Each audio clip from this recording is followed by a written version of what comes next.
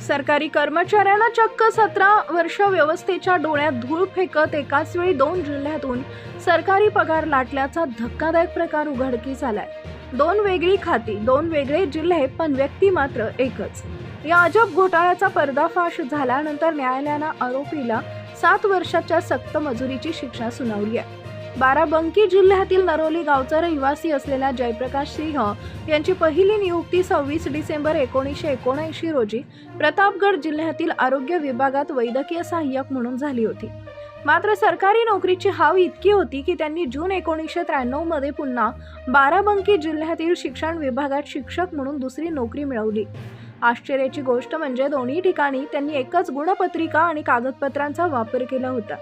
सरकारी नियमानुसार एक व्यक्ती एकाच वेळी 2 सरकारी पदे भूषवू शकत नाही, परंतु जयप्रकाश यांनी नियमांना धाब्यावर बसवून सलग 17 वर्ष दोन्ही विभागाकडून पगार आणि भत्ते लाटले.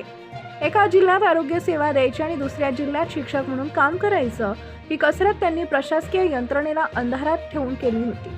2009 मध्ये प्रभातसिंह नावाच्या एका जागरूक नागरिकानं माहिती अधिकाराअंतर्गत या प्रकरणाचा पाठपुरावा केला. माहिती समोर आल्यावर सत्रिख पोलीस ठाण्यात तक्रार दाखल झाली. तपासात आरोपी दोषी आढळल्यानंतर मुख्य न्याय दंडाधिकारी सुधा सिंह यांनी जयप्रकाश यांना 7 वर्षाची शिक्षा आणि 30,000 रुपयांचा दंड ठोठावला.